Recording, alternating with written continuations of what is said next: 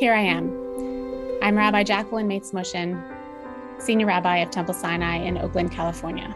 And this is my story of encountering anti-Semitism. After the recent violence between Hamas and Israel, my kids in high school had a lot of issues around people posting things on social media, people posting things that were inaccurate, people posting things that were really hateful. They were their close friends, and it was difficult to figure out how to approach their friends to talk about it, to figure out how to have a conversation about why what they were doing was so hurtful.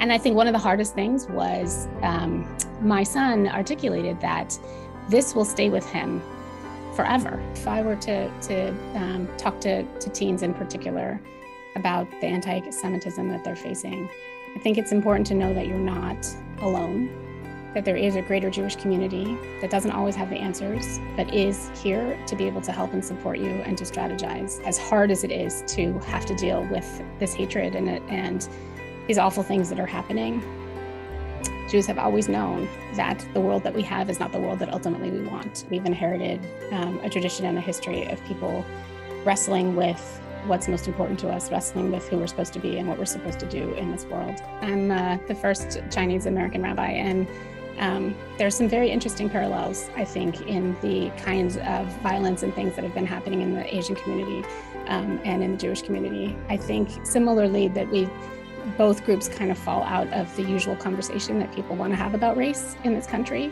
And I think that the kinds of things that are happening now are really highlighting how much greater and broader our perspective has to be on what the conversation is and what the reality is of race and ethnicity and peoplehood in this country. Here I am.